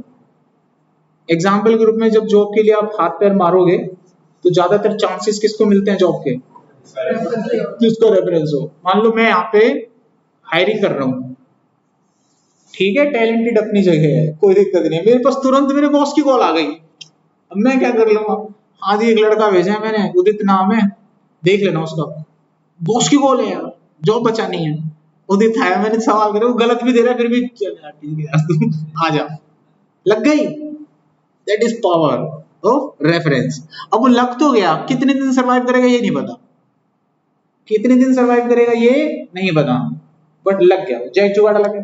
तो रेफरेंस, रेफरेंस का मतलब लिंक। दो चीजें होती है दुनिया में, सर या तो पढ़ाई इस तरीके से कर लो जबरदस्त तरीके से, या जुगाड़ बना लो, लिंक अच्छे बना लो, जॉब लेनी है तो एवरेज वाला बच्चा कहीं ना कहीं छुप जाता है। एवरेज वाले बच्चों के लिए काम क्या रहते हैं, डिलीवरी का काम कर लिया, कहीं कुछ छोटा मोटा काम कर लिया, वो उसमें सिमट जाता है, ठीक है। मेरा ये मानना है कि जब आप लोग पढ़ाई करते हो ना, तो अपने अंदर काबिलियत इतनी जबरदस्त लाओ, इतनी जबरदस्त लाओ कि जो आपको दुश्मन हो ना, और आपको जब टक्कर देने की सोचे ना, तो वो ये कभी ये ना सोचे कि मैं इसको टक्कर दे सकता हूँ, वो आपको हराने के लिए साजिश करेगा, साजिश। वो कोशिश नहीं करेगा आपको हराने के लिए, क्योंकि आपको हरा ही नहीं सकता, वो आपको हराने के लिए फिर साजिश करेगा, और ये तभी पॉसिबल है जब आपके अंदर काबिलियत उस कदर भर जाए। अब तुम मेरे को ना हरा सकते हो एक साजिश से, बस साजिश, जैसे गूगल खोल लिया, कुछ उठपटांग ढूंढ लिया, अरे मैं चैट जीपीटी थोड़ी ना, are you getting my point. तुम उस तरीके से ही मुझे बीट कर पाओगे, उसको साजिश बोलते हैं, ठीक है। अच्छा, अब मैं यहाँ पर क्या, रेफरेंस में, तो रेफरेंस मैंने आपको मोटा मोटा आइडिया बता दिया, लिंक करना। तो एक्सेल के अंदर रेफरेंस कहां चलेगा, एक्सेल में लिंक होते हैं सेल, एक सेल में डाटा है और वो मुझे कहीं और यूज करना है, किसी दूसरे सेल में डाटा है वो मुझे कहीं यूज करना है, एक शीट पे डाटा है उसका आंसर मुझे किसी दूसरी शीट में लाना है, तो ये तभी पॉसिबल है जब मैं सेल को लिंक कर पाऊं, और इसीलिए एक्सेल में एक टॉपिक क्रिएट हुआ, रेफरेंस। तो एक्सेल में अगर हमें काम करना है, डेटा पे काम करना है, तो उनको रेफरेंस अच्छे से आना चाहिए, ठीक है। तो रेफरेंस का मतलब हो गया linking to cells to each other, तो दो सेल आपस में कनेक्ट हो जाएं, इसके लिए इसका इस्तेमाल किया जाता है। अब रेफरेंस होता क्या है, रेफरेंस एक्चुअली होता है सेल का नाम, या फिर आप कह सकते हैं लोकेशन ऑफ सेल, या फिर आप कह सकते हैं सेल का जो एड्रेस होता है वही रेफरेंस होता है। अब सेल तो पता ही है तुम सबको, एक्सेल में जो एक ब्लॉक जिस पर रो एंड कॉलम आपस में मिलती हैं, एक डार्क सा एरिया क्रिएट होता है, उसको सेल कहते हैं। तो सेल का आपने देखा होगा नाम भी होता है, पढ़ा था ना हमने कल, C2, F2, F3, ये वही है, उसी को रेफरेंस कहते हैं। ठीक है, अब सेल में ना, एक्सेल में रेफरेंस लगाने के तरीके अलग अलग होते हैं, जैसे जैक जुगाड़ के तरीके अलग अलग होते हैं ना आपके, होते कि नहीं होते? एक जैसे जैक जुगाड़ नहीं होता कभी। एक तो जुगाड़ तुमने ऐसा लगाया, दोस्त ने दोस्त को बोला मेरे दोस्त है मैं लगवा लूंगा एक ही रेफरेंस होता है। ठीक है, एक रेफरेंस होता है मेरे घर में कोई है वो मेरी मदद कर देगा। रिश्तेदार बेटा कभी नहीं लगवाएंगे, कागज पे लिखवा लो आज मेरे से। और आप सोच रहे हो ना किसी का जैक जुगाड़ है, तुमको मेरी बात रिकॉर्डिंग में जा रही है, सुना देना उनको जाके मेरे गुरुजी ने बोली थी बात। तो बहुत रेयर, रिश्तेदार नहीं लगवाते, बहुत रेयर होता है कभी लगवाते। ठीक है, तीसरा जुगाड़, तीसरा जो दोस्ती जो होती है ना, फ्रेंड्स जो होते हैं वो लगवा सकते हैं। जो फ्रेंड्स होते हैं ना, जैसे आपका दोस्त है, गहरा दोस्त है, अच्छा दोस्त है, तो वो कहीं काम कर रहा है, वो लगवा देते हैं, है ना। टीचर्स वगैरह होते हैं तो ठीक ठाक रहता है, तो टीचर्स खाली है उसका क्या, वो भी लगवा देते हैं, कहीं ना कहीं भेज देते हैं। उनके मन में कोई मेल हाँ तुमने कोई ऐसी कुछ कर रखी है गठबंधी जी वो कभी नहीं लग पाएगा। तुम लोगों के मन में भी होता है ऐसा, सबके मन में होता है, लेकिन टीचर्स के मन में ऐसा भेदभाव नहीं रहता, वो भी लगवा देते हैं। दोस्त लगवा देते हैं, रिश्तेदार बहुत कम लगवाते हैं, तुम ट्राई करके देख लो। ठीक है, तो ये तरीके होते हैं रेफरेंस के, लिंक होते हैं। ऐसे ही एक्सेल में भी लिंक बनाने का तरीका होता है। तो एक्सेल में लिंक बनाने के बहुत सारे तरीके हैं, तो उनमें से कुछ इंपॉर्टेंट तरीके मैं यहाँ ले रहा हूँ, वो है दो तरीके। ठीक है, तो पहला जो तरीका होता है रेफरेंस बनाने का,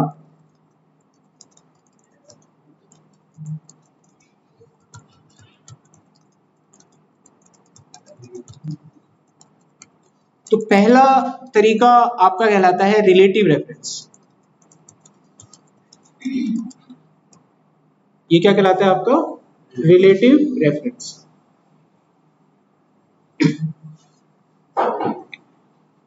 नाम में क्या आ गया? रिलेटिव, वही रिश्तेदार आ गया ना रिश्तेदार। अब देखो रिलेटिव रेफरेंस क्या कहते हैं, जैसे रिश्तेदार पता है क्या करेगा, जब आप किसी गहरी खून के रिश्ते से या ऐसे किसी से करवाओगे ना, मेरी चाची को बुआ का लड़का आईटी में लग रहा है, वो लगवाएगा, मेरी जॉब नहीं लग पाते बेटा, तो रिश्तेदार बार बार घुमाएगा आपको, अभी जॉब नहीं निकल रही है यार, मैंने रिज्यूम तो आगे फॉरवर्ड कर दिया, अभी टाइम लगेगा, लाइक दिस 100% नहीं कह रहा हूँ, सबका एक आधा जेन्युइन भी होता है, बट मोस्टली यही जाएगा आपका। ठीक है, नहीं लगता, यानी ये अपनी स्टेटमेंट को बार बार बदलेगा, इसका जो रेफरेंस होगा बार बार बदलेगा, एक बात पे टिकेगा ही नहीं, कभी नहीं टिकेगा, कुछ भी लगा लेना आप जगह। ठीक है, यही इसमें होता है, इसका भी रेफरेंस कभी टिकता नहीं है, बदलता है अपना घर। देखो चेक कराता हूं, हम यहां पर ओपन करेंगे एक्सेल, ये मैंने एक्सेल ओपन करा, देखो चीजें समझनी है मेरे लिए कैसी, समझो आप दिमाग में कोई भी एग्जांपल डाल लो। ठीक है, हमने इसको वहां से कनेक्ट कर रखा है, हमारे दिमाग में से छपा हुआ है, तो ये मेरे पास डाटा आ गया। मैं यहाँ पर एज अ सैंपल कुछ नंबर्स लिख लेता हूं फटाफट से।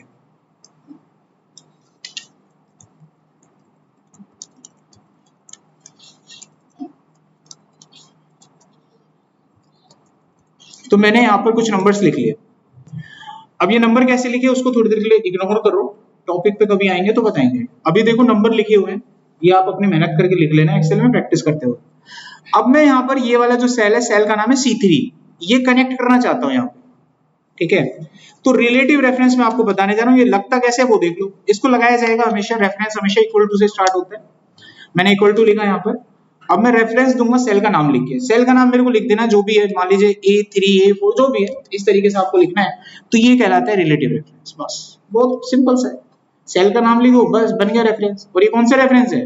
रिलेटिव रेफरेंस, जो कभी अपनी बात पे नहीं टिकता, यानी ये रेफरेंस हमेशा बदलेगा, अपनी स्टेटमेंट को बार बार बदलेगा, जितने कदम तुम आगे बढ़ोगे उतने कदम ये चेंज हो जाएगा, बार बार बदलेगा। 2 महीने के बाद अलग स्टेटमेंट, 3 महीने के बाद अलग स्टेटमेंट होगी, कभी एक पे नहीं रहेगा। इसको मैं साबित करता हूँ। हम यहाँ पर हैं, मैंने उस सेल को कनेक्ट करना है, इस सेल को। कई लोग कहेंगे सर कनेक्ट तो ऐसे भी हो जाएगा, अगर मैं इस सेल की वैल्यू को कॉपी करके यहाँ डाल दूं तो ये कनेक्ट हो जाएगा। मैं कहूंगा बेटा ये तुम लाए हो, क्लोन बनाया, कनेक्ट नहीं हुआ है। कनेक्ट का मतलब अगर मैंने ये बदला तो वो नहीं बदलेगा, तो ये कनेक्ट नहीं हुआ। कनेक्ट का मतलब था इस सेल में जो चीज थी ना वो वहां होनी चाहिए, इसको कनेक्ट बोलते हैं। तो यहाँ कनेक्ट नहीं हुआ। कनेक्ट लेने के लिए मेरे को रेफरेंस लगाना होगा। रेफरेंस लगेगा कैसे? इक्वल टू करके सेल का नाम लिख दो, तो क्या नाम है सेल का? C3। या तो आप हाथों से लिख लो या फिर आप माउस से जाके भी सिलेक्ट कर सकते हो, बात एक ही है, अपने आप आ गया। अब जैसे ही मैं एंटर करूंगा वो कनेक्ट हो जाएगा। अब मैं यहां पर कुछ भी अगर लिखूंगा वो बदलेगा, ये चेंज हो रहा है, तो कनेक्ट है ना, इसके साथ बंधा हुआ है। अब सवाल खड़ा होता है कि इसे रिलेटिव क्यों कहा जाता है? तो मैंने आपको बोला था कि जब आप अपना टर्म बढ़ाओगे तो जो आपका रिश्तेदार होगा उसकी स्टेटमेंट भी बदलेगी। एक हफ्ते बाद कुछ था, 2 हफ्ते बाद कुछ था। अब मान लो आप यहां से मूव कर जाते हो 2 साल आगे, यानी 2 रो आगे, तो रेफरेंस बदल जाएगा। इसका रेफरेंस कहां कनेक्ट था? यहां पर था ना, इसकी वैल्यू कितनी थी? 34, यहां पर आ गई। लेकिन अगर ये 2 रो आगे जाएगा तो ये रेफरेंस भी 2 रो आगे जाएगा। तो रिश्तेदार उस सिचुएशन को ध्यान में रख के जवाब देगा, जो उस समय की सिचुएशन होगी। ना तो करनी है, कैसे करनी है वो देखेगा। अब अगर मैं इसको नीचे लूंगा, 2 कदम ये आगे आया, तो इसका उत्तर आएगा 60। देखो अगले का 25, फिर 60, हर बार बदलेगा ये, देखो बदला। अगर डायरेक्ट जंप लेते हो, मान लो मैंने इसे कॉपी कर लिया, इसको मैंने कॉपी कर लिया और कॉपी करके यहां पे पेस्ट करा, तो इसका उत्तर आएगा 91। रेफरेंस भी उतनी कदम बढ़ेगा आगे, देखो 34 नहीं आ रहा है। अच्छा, अगर मैं इसको फिर से कॉपी करूं और इसको कॉलम की डायरेक्शन में यहां ले जाऊं, 3 कॉलम वो भी आगे जाएगा, तो उत्तर आएगा 72। ये देखो, अभी देखो आड़ा तिरछा भी ऐसे ही चलेगा ही। अगर मैंने इसको फिर से सिलेक्ट किया, कॉपी किया और यहां पर पेस्ट कर दिया, तो इसका रेफरेंस कितना आएगा? 3 रो आगे और 2 कॉलम आगे, 69। तो तुरंत 69 बोलेगा। देखो ये कौन सा रेफरेंस होता है? और ऐसा नहीं है जिंदगी में आज पहली बार पढ़ रहे हो आप इसे। जब तुमने जिंदगी में होश सवाल के कभी एक्सेल पहली बार पढ़ा था ना, तो आपके टीचर ने यही सिखाया था आपको, याद कराऊं? देखो आपने अपनी लाइफ में सबसे पहले एक्सेल में कुछ सीखा होगा तो आपको सम का फॉर्मूला सिखाया गया होगा और इसके अंदर आपको बोला गया होगा ये डाटा ऐसे ले लेते हैं बेटा। आप ध्यान से देखो, ये रिलेटिव रेफरेंस है कि नहीं? C3 H3, ये तो रिलेटिव रेफरेंस है। और उसके बाद आपके टीचर आपको बोलते होंगे एक का निकल गया ना बेटा, अब इसको पकड़ के खींच दे, और आप देखते थे हाँ जी सर सबका निकल गया। उसके पीछे का बैक प्रिंसिपल ये था, इसके पीछे जो रेफरेंस लग रहा है कौन सा है? वो रिलेटिव रेफरेंस है। अगर वहां तुमने हिम्मत करके सवाल किया होता टीचर से, गुरुजी ऐसा क्यों हो रहा है, मैंने तो इसका दिया था डाटा, ये इसका क्यों ले रहा है, तो ये क्वेश्चन वही खत्म हो गया होता।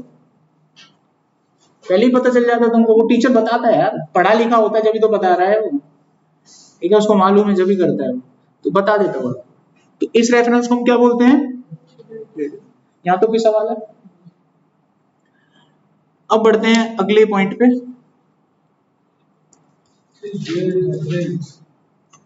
एक शीट से दूसरी शीट में, हाँ, रेफरेंस एक शीट से दूसरी शीट में भी हो सकता है, एक वर्कबुक से दूसरी वर्कबुक में भी हो सकता है। मैं डाटा यहां डालूंगा, टोटल हो रहा होगा किसी और फाइल में, एक फाइल से किसी दूसरे सर्वर पे भी हो सकता है। मैं काम यहां करूंगा, मेरे घर की मशीन पे हो रहा होगा, सब कुछ पॉसिबल है। लेकिन अपने आप को उस काबिल बनाना पड़ेगा। देखो मैं तो बताऊंगा, तुमको नहीं आएगा समझ, उस लेवल पर जाने के लिए मेहनत करो, थोड़ा सा और मेहनत करो। जवाब मैं तुम्हें झूठ नहीं बोलूंगा कुछ भी, एवरीथिंग इज पॉसिबल, तभी एक्सेल यूज करते हैं बड़ी फील्ड में, ठीक है। अभी आगे बढ़े, दूसरा देखो रेफरेंस। दूसरा रेफरेंस होता है उसको बोलते हैं एब्सोल्यूट रेफरेंस। ये सच्चा और ईमानदार होता है, ये कभी अपना रेफरेंस नहीं बदलेगा भाई, एब्सोल्यूट रेफरेंस। इसको देने का तरीका क्या होता है? इसके साथ डॉलर का साइन होता है ऐसे, यानी इनके बीच में गहरी बॉन्डिंग होती है, ठीक है। ये एक बॉन्ड के साथ जुड़े होते हैं, ये डॉलर का साइन आपको दे रखा है, तो दोनों के बीच में क्या लगा होता है? डॉलर का साइन लगा होता है। इसको हम लोग क्या बोलते हैं? एब्सोल्यूट रेफरेंस बोलते हैं। तो चलिए इसकी प्रैक्टिस करते हैं।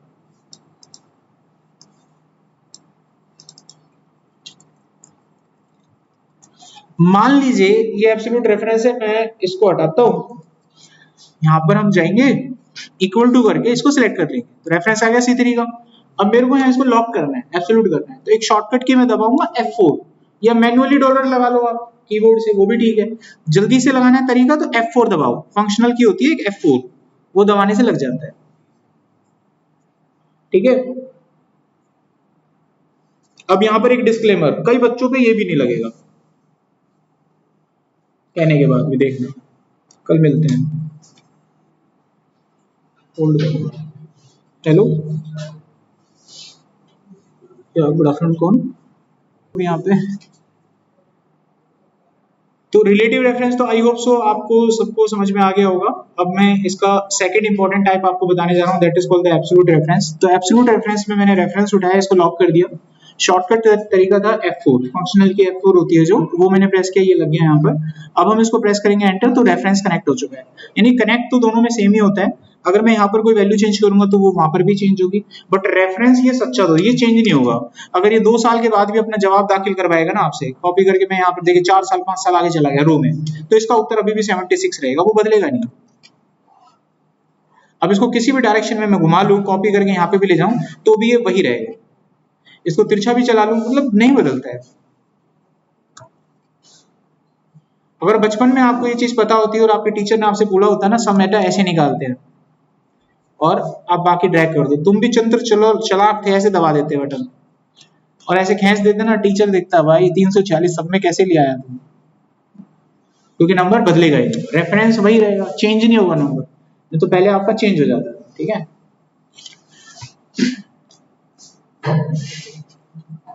अबे जल्दी जा, जा निकल। नहीं मैं समझा। ओके, यहाँ तक समझ में आ गया आपको?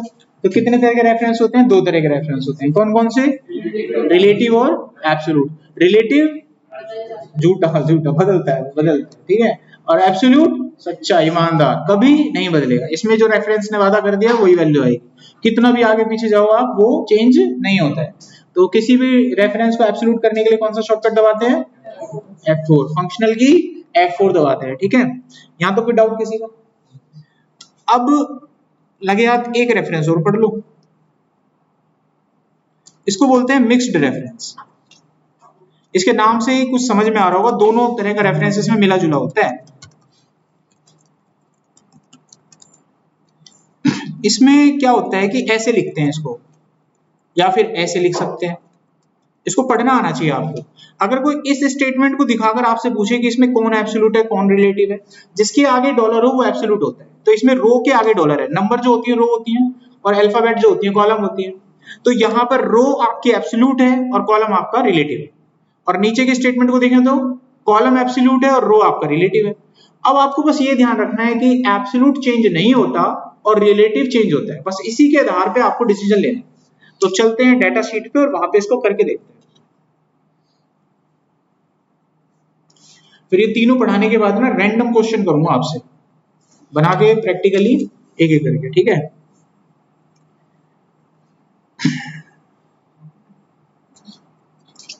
मान लो मैंने यहां पर रेफरेंस दिया इसका,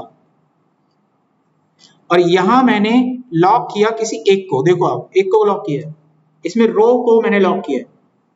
तो रो को लॉक किया है मतलब रो को एब्सोल्यूट बनाया, तो रो की डायरेक्शन होती है ऊपर नीचे, तो ये चेंज नहीं होगा। लेकिन कॉलम लॉक नहीं था, आप सबने देखा था, तो वो चेंज होगा, वो बदलेगा। इसी का उल्टा करता तो उल्टा भी काम करता। मैंने इसको सिलेक्ट किया और यहां पर इस बार कॉलम को लॉक कर दिया, यानी कि कॉलम की डायरेक्शन होती है लेफ्ट और राइट।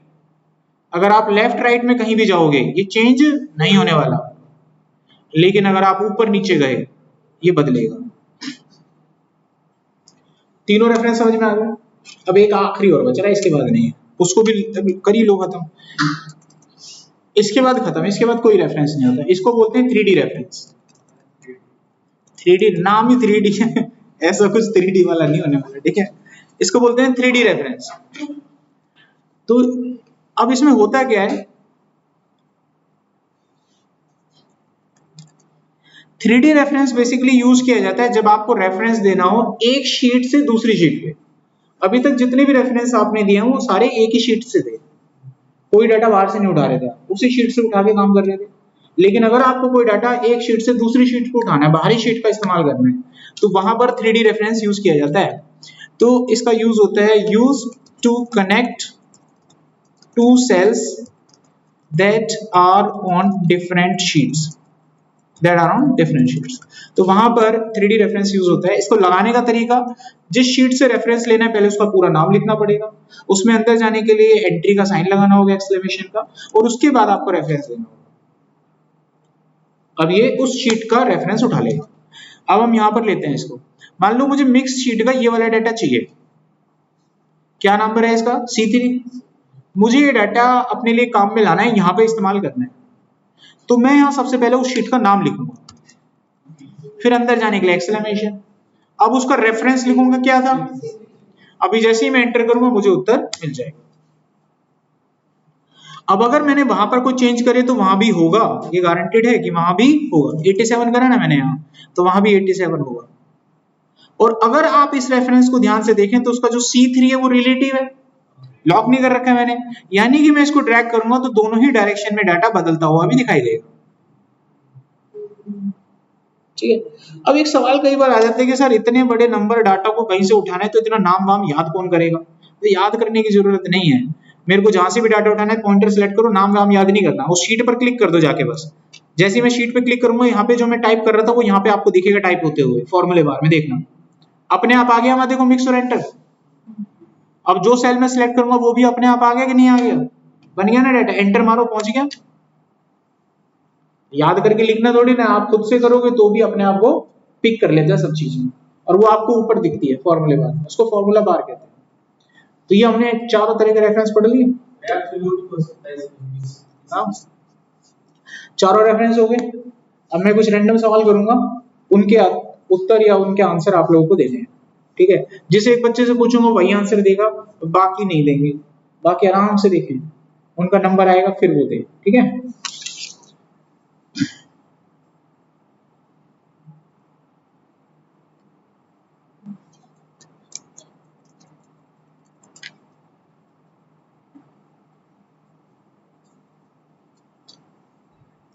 ये मैंने यहां से रेफरेंस उठाया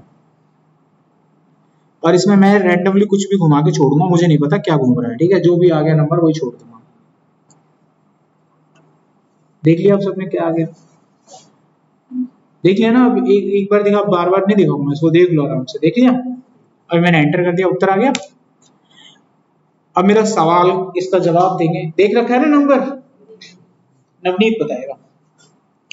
भाई देख नवनीत, मैंने इसे कर लिया कॉपी और इसको मैं करना चाहता हूं यहाँ पे पेस्ट, बताओ उत्तर क्या है। बीच में कोई नहीं बोलेगा।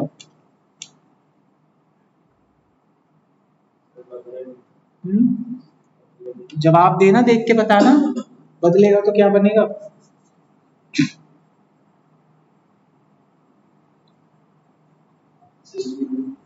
नोट कर लेना इनका नंबर एक पेपर पे, 69 बोला इन्होंने। ठीक है, याद रखना 69। ओके, खुशी बताएगी 69। आप दोनों के नाम भूल गया मैं पीछे से।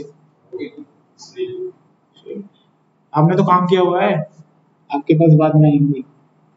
यहाँ पे अगला सचिन बताएगा, आपने भी काम किया हुआ था, भूल गया मैं यार। ठीक है, पीछे से आप दोनों बताओ। आपका, आपका भी। तो यहाँ पर 2 जवाब गलत थे, 3 जवाब सही थे। तीनों बच्चे पहले काम कर चुके, मैंने फिर बोला ना, फ्रेशर पे एक्सपीरियंस इसलिए हैवी हो जाता है।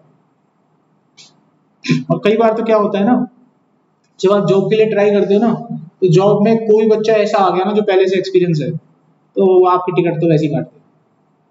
फ्रेशर बच्चे कहाँ मुकाबला करेगा, और यहाँ से तो बहुत कम चांस हो जाते हैं। क्यों होते हैं मैं बताता हूँ। आप पहली बार पढ़ते हो, इंटरव्यू के लिए कोई बढ़िया कंपनी है, आप जब कोशिश करते हो ना पहली बार पढ़ने के बाद, आपके उसी बैच में कई सारे लोग ऐसे होते हैं जो 2-2 बार बैच पढ़ चुके होते हैं, तो उनका तजर्बा आप लोगों से ऊपर हो चुका होता है, चीजों को ऑब्जर्व करने का, सवाल पूछने का, समझने का, तो उनकी मेहनत आपसे ज्यादा हो चुकी होती है। ठीक है, अब वो लोग जब इंटरव्यू में आपका आमना सामना करते हैं तो उनके चांसेस ज्यादा होते हैं कि वो जल्दी सिलेक्ट हो जाते हैं, तो आपका पत्ता कटता चला जाता है। तो इसका सही उत्तर आएगा 81। सर एक बार दोबारा बताना, डॉलर के आगे वाला एब्सोल्यूट होता है, जिसके आगे डॉलर होता है वो एब्सोल्यूट होता है। इसमें डॉलर सी के आगे है, सी को कॉलम कहते हैं, तो कॉलम हमारा एब्सोल्यूट हो गया। कॉलम की दिशा में डाटा चेंज नहीं होगा। व्हाट डज इट मीन्स, अगर मैं इसे कॉपी करता हूँ और यहाँ पर पेस्ट करता हूँ तो ये कॉलम की दिशा में तो चेंज होगा ही नहीं। अब ये डाटा 2 कॉलम आगे आया तो मतलब अभी भी 87 ही रहा। उसके बाद ये 3 रो नीचे आया तो ये 81 को उठाएगा। सो that is the right answer 81। एक मौका और देता हूं आपको, ठीक है।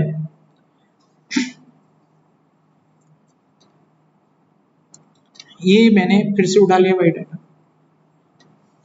फिर से चक्री घुमाई, ठीक है, ओके। और ये मैंने एंटर कर दिया। अब मैंने इसे कॉपी किया, इसको यहाँ पे पेस्ट किया। उत्तर बताओ, आप बताओगे बगल में। ओके, इजी वाला था क्या ये? दूसरे लक्ष्य अभी बता। इसको बताओ, अभी देख लिया, अभी मैंने एंटर किया, अब फिर मैंने इसे कॉपी कर लिया, कॉपी, और अब मैंने इसे पेस्ट कर दिया। उत्तर बताना है, अब बताओ, तुम बताओ।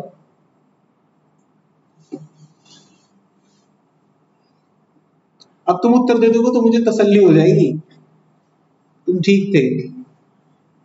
दो क्या हुआ, आप बताओ। 11 20, 2 जवाब हो गए। 11 25, एक तो गलत है। 25 11, नवनीत 25, 2 25 2 11। अब एक्सपीरियंस बंदों से पूछते हैं, ठीक है, पीछे से दोनों आंसर। ये एम के नीचे ही, ये ध्यान रखना बस, ठीक है। ये देख लो, देख लिया। अभी इसका उत्तर आपको बताना है। इन्होंने बोला 25 पहले वालों ने, और इन्होंने बोला 11। आप लोग बताओ, अरे बोलो। सचिन बताएगा 25। देखो अब मैं यहाँ वेरीफाई करता हूँ, सबूत के साथ आऊंगा। देखो मैं एविडेंस के साथ आऊंगा, क्या निकलना चाहिए। यहाँ पर देखा जाए तो यहाँ पे रो लॉक है, आपको रो लॉक है ना बेटा। जब रो लॉक है तो रो की दिशा में चेंज होगा ही नहीं। अगर मैंने इसे कॉपी करके और यहाँ पे डाला तो कॉलम की दिशा में डाटा चेंज होगा। सारे फेल हो तुम, 72 आंसर आए इसको। पूरी क्लास फेल है बेटा। लो, और रन करने से पहले आपको बुलाया 72 आंसर आए, ना तो 11 आया ना तो 25 आया। अब तो दोनों ही फेल हो गए। और इतनी पढ़ाई कराई है मैंने तुम्हें, इतनी पढ़ाई कराई है, जब फेल हो गए तुम। इसकी रिक्वायरमेंट कंडीशनल फॉर्मेटिंग में होगी, जो मैंने अभी थोड़ी देर पहले कराते कराते छोड़ दी।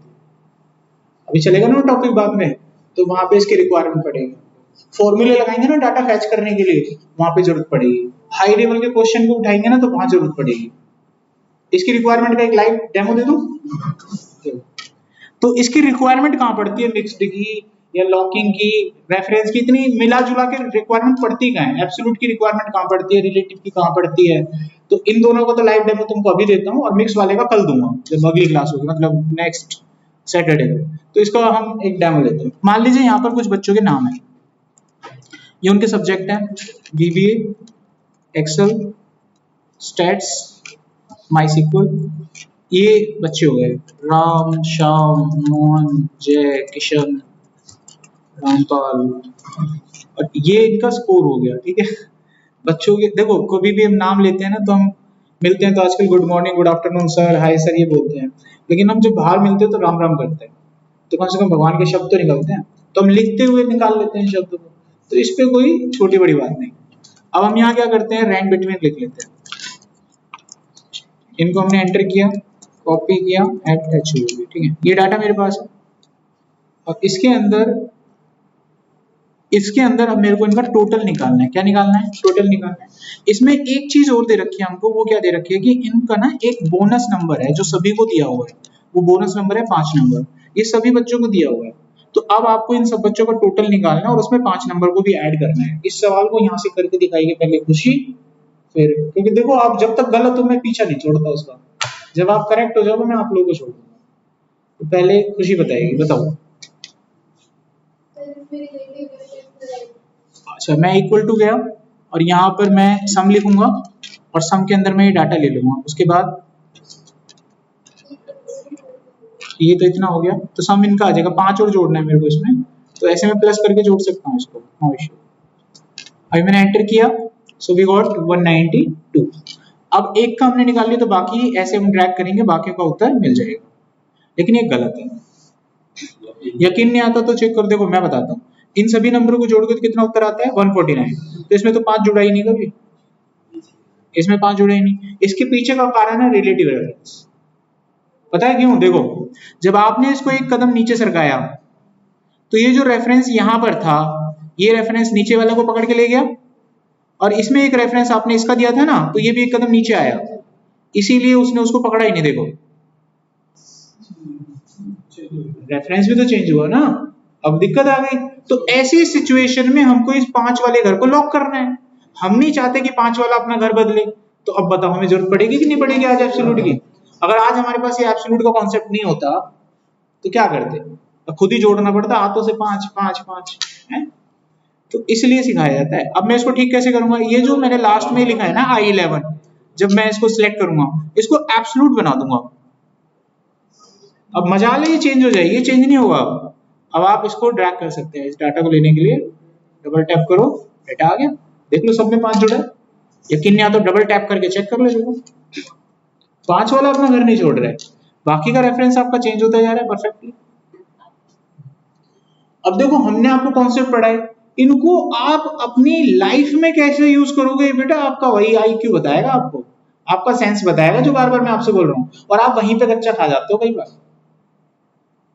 असली कहानी वही है जो आगे सफर तय करेगी आपका।